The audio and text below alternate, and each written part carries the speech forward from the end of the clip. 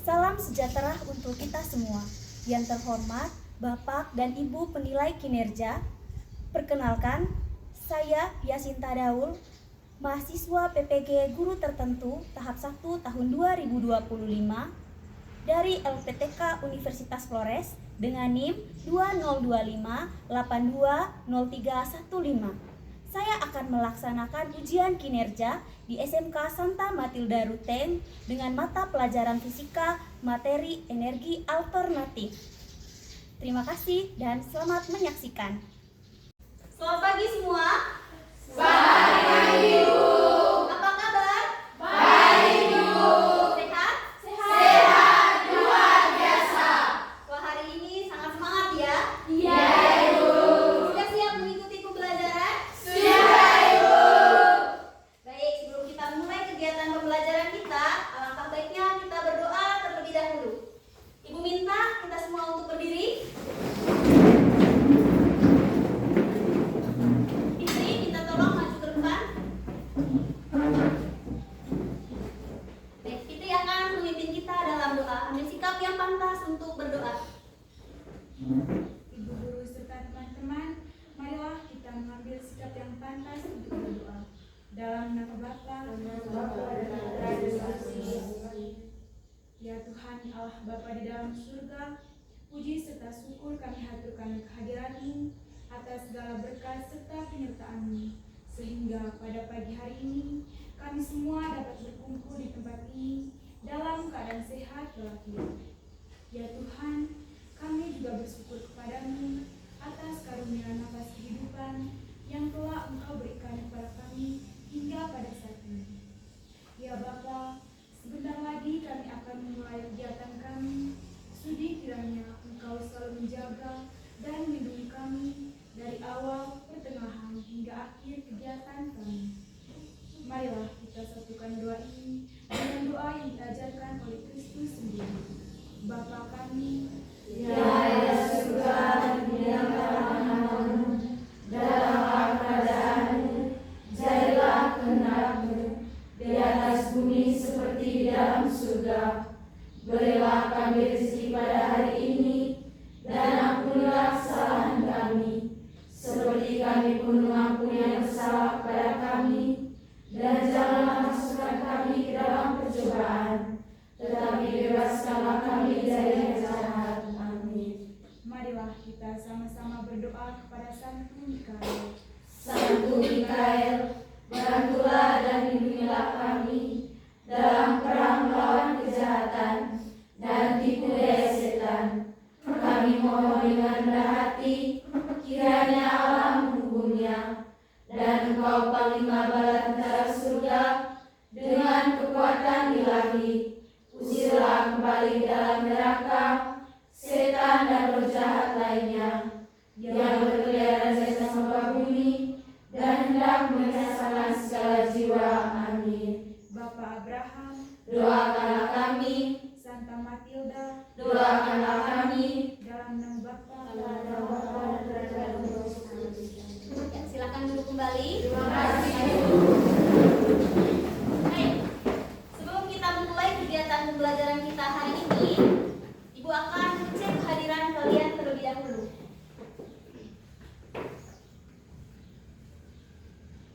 Yohana Feriska Marcia, hadir. Apollonia Fitri, hadir Bu. Yasinta Alfiana Eltrinindi, Hadir Ibu. Yofilda Lendri Paun, Hadir Ibu.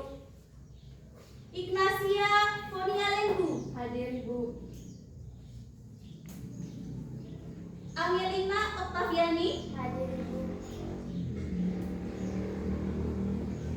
Eleonora Canai Santosa, Hadir Ibu. Edelburga Skolastika Astati, Hadir Ibu. Maria Elsaida, Hadir Ibu. Angela Jelsiani Tania, Hadir Ibu. Francisca Diput Santu, Hadir Ibu. Ferdi Armiano, Hadir Ibu. Maria Hadiana Sulastriani, Hadir Ibu. Leonardus Noverindagu, Hadir Ibu. Lydia Maya, Hadir Ibu. Herlina Yuyun,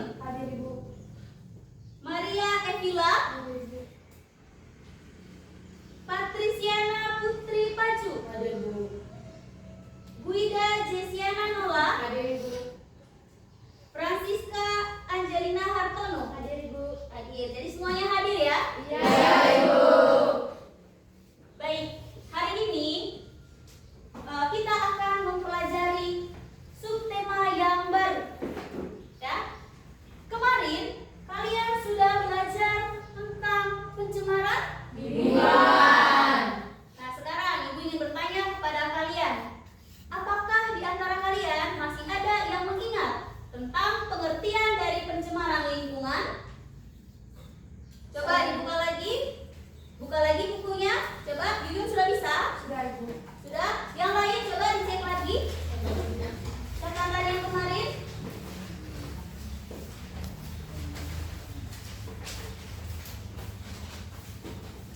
Coba dibuka-buka lagi catatan yang kemarin.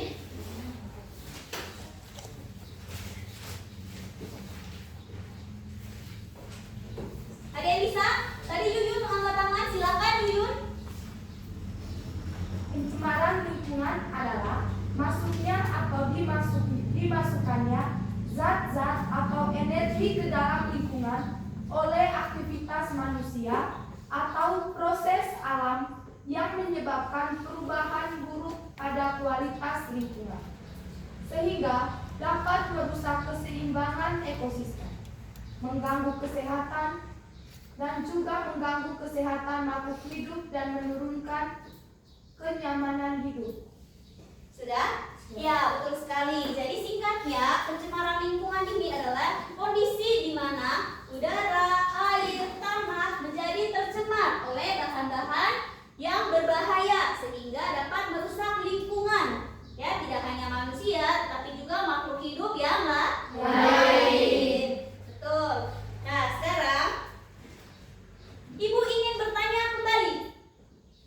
Menurut kalian,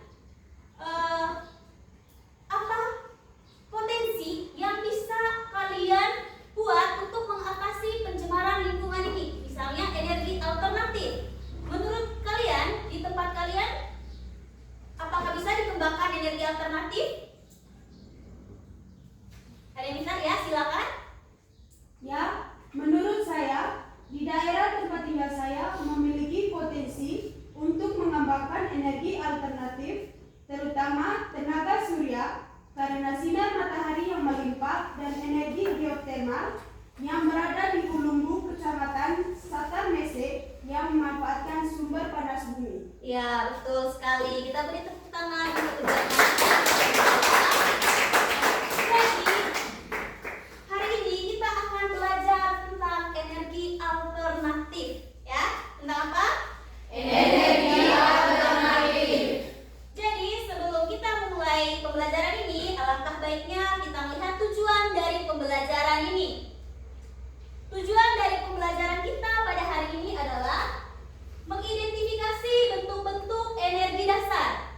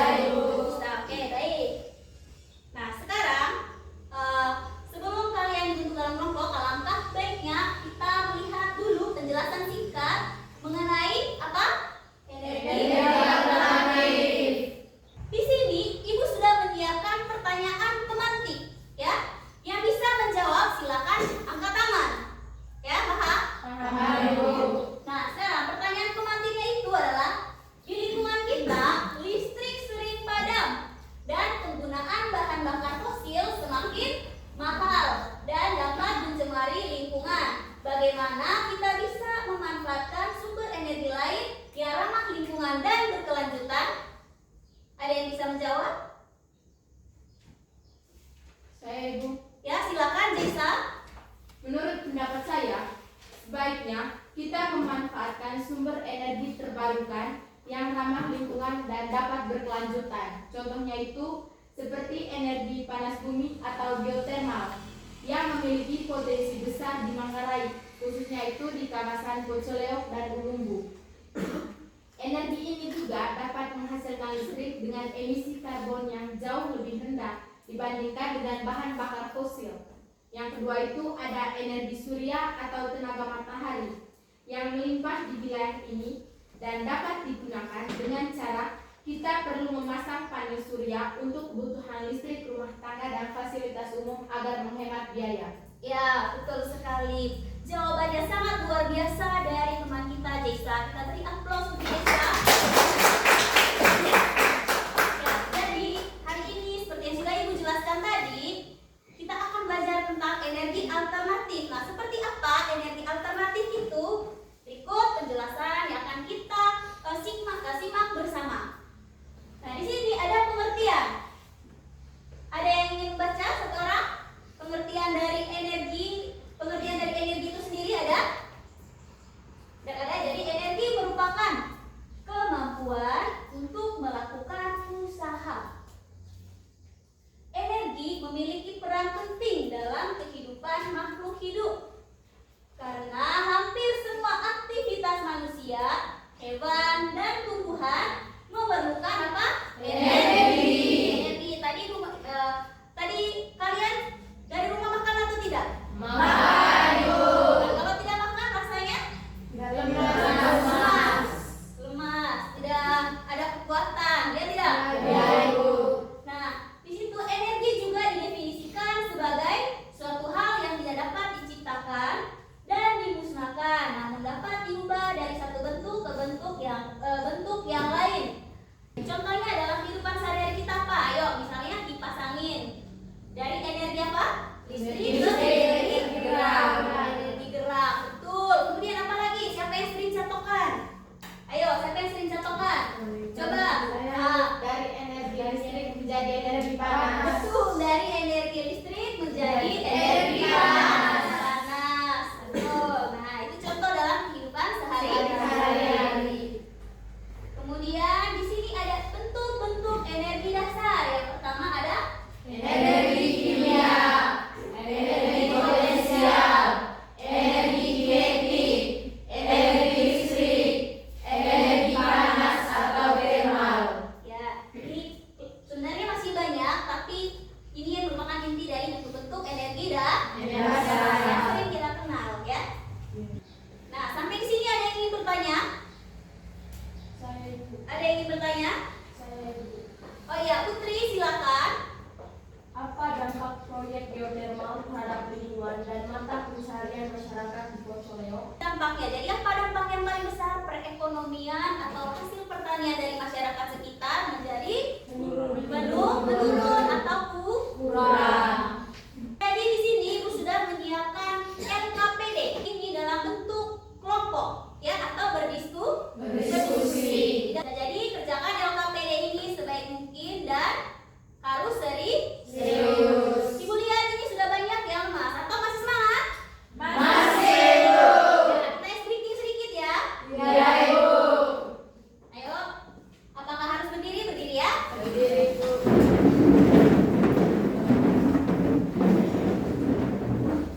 Nah, semua sudah siap? Sudah, Ibu. Nanti Ibu pandu dari sini. Tepuk fokus. Melihat, mendengar, memahami, fokus. Kelompoknya Fitri, kelompok Ana, kelompok Yuyun, dan kelompoknya Nabu.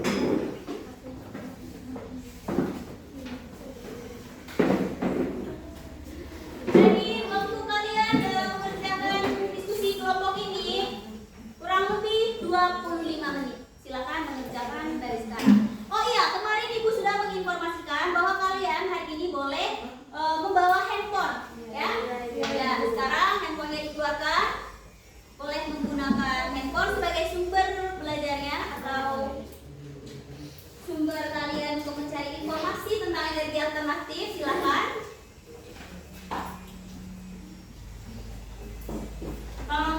yang bingung boleh bertanya.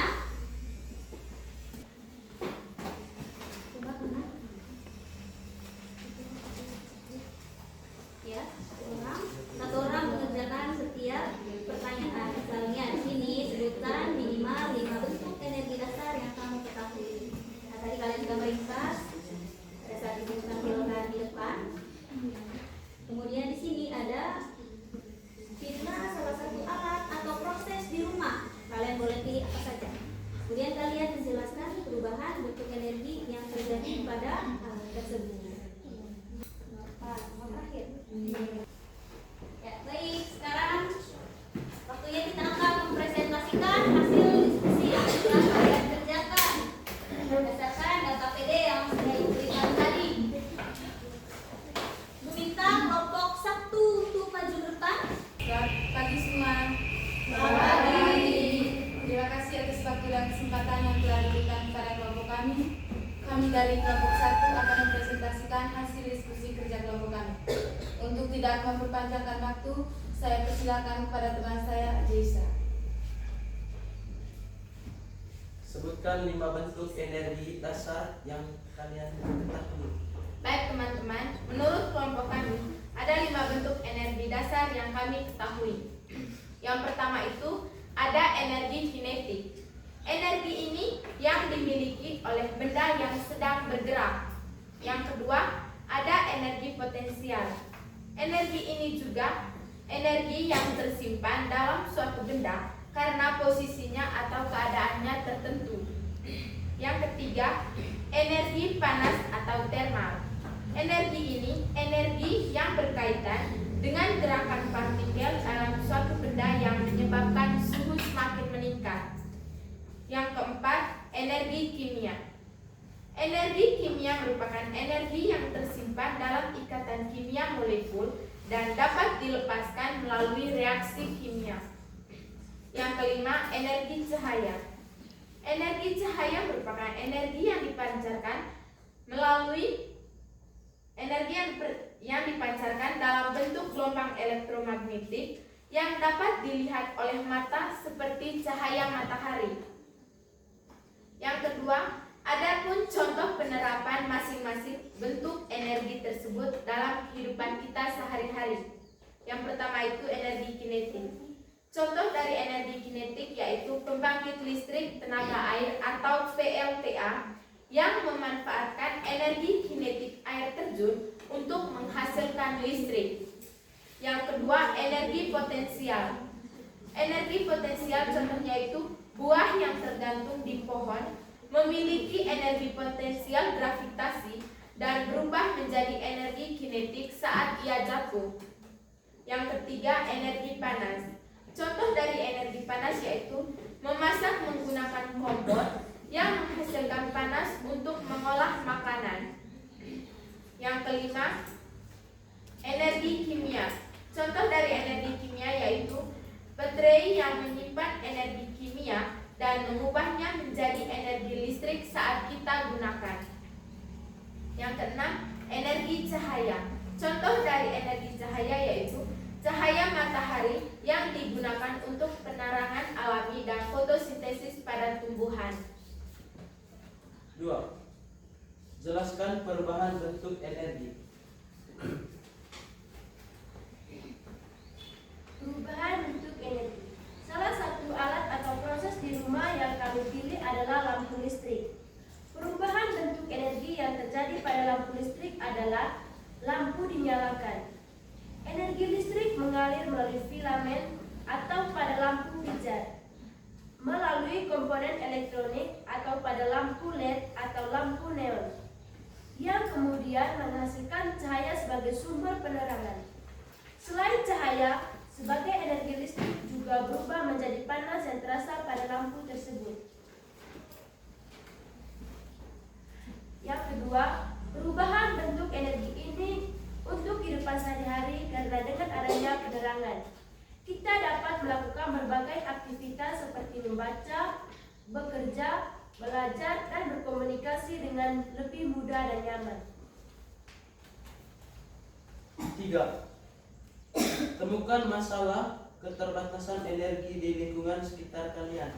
Yang kami ketemui adalah di lingkungan tempat tinggal kami listrik tersedia dengan cukup dan stabil. Jelaskan potensi sumber energi alternatif di lingkungan sekitar. Yang pertama, sebutkan sumber energi alternatif yang ada atau berpotensi ada di lingkunganmu. Energi panas geotermal. Yang kedua, potensi energi geotermal di wilayah Manggarai sangat besar dan berperan penting dalam memenuhi kebutuhan energi masyarakat setempat. Proyek pembangkit listrik tenaga panas bumi atau PLTP Ulumbu di Pocoleo merupakan salah satu pengembangan utama yang sedang berjalan.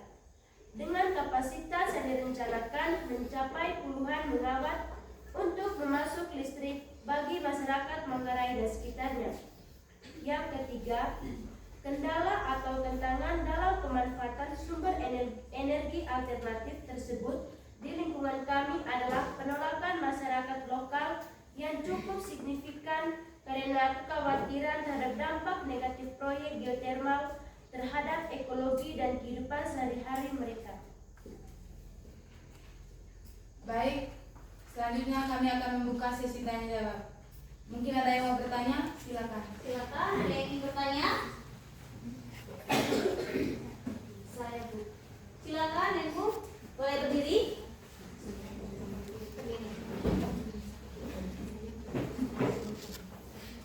Baik, untuk kelompok 1, izinkan saya untuk bertanya.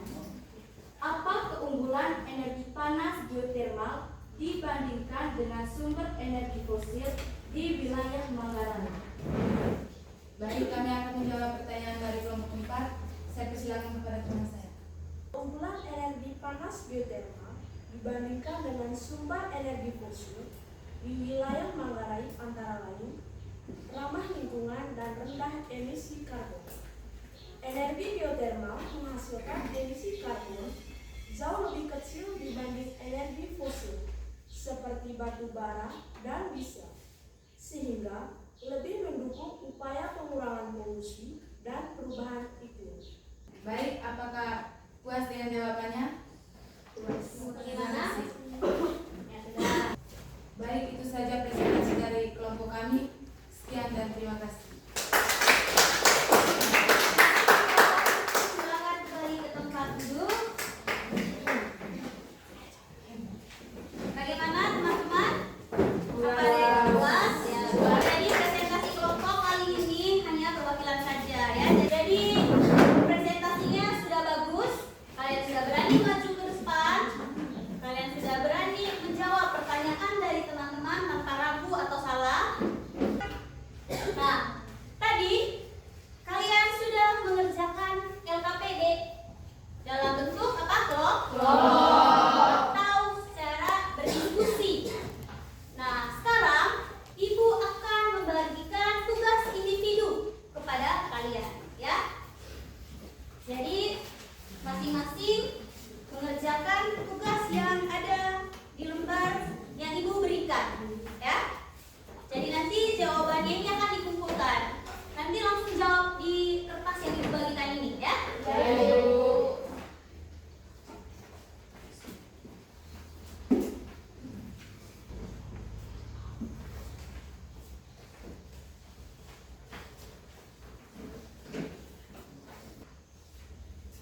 Ya, silakan mulai dikerjakan dari sekarang. Waktunya kurang lebih 10 menit.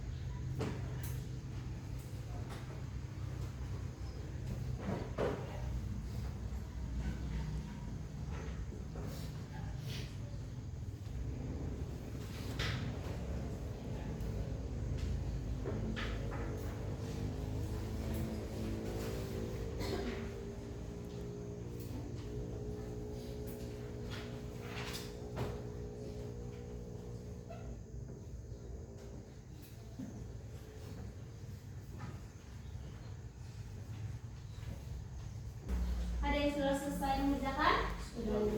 Sudah? Ya, silakan kumpul lembar jawabannya.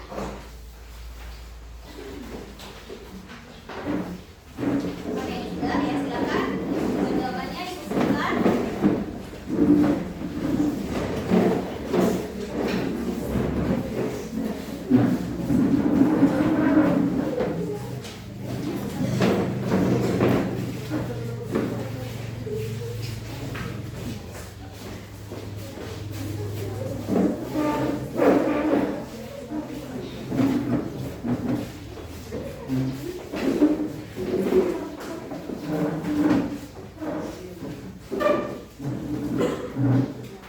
Baik, silakan duduk.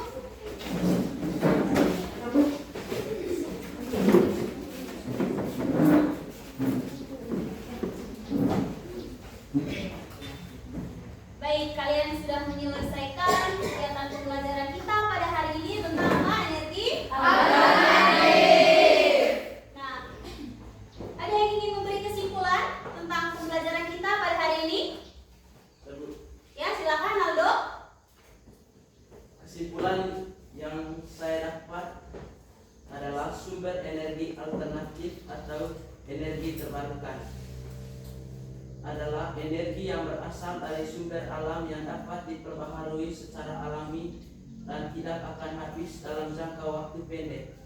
Contohnya meliputi energi surya atau matahari, angin, air atau hydropower, panas bumi atau geotermal, dan biomasa atau bioenergi biogas. Iya, baik, kita beri aplaus kepada kesimpulan yang sangat menarik dan sangat bagus dari Naldo. Berikutnya ada lagi yang ingin memberi kesimpulan? Ya, silakan Fitri. Menurut saya, kesimpulan yang dapat diambil dari materi ini adalah perubahan bentuk energi terjadi saat energi dari sumber alami diubah menjadi bentuk energi lain yang dapat digunakan. Misalnya, energi surya diubah menjadi listrik melalui panel surya, energi angin menjadi energi mekanik yang menggunakan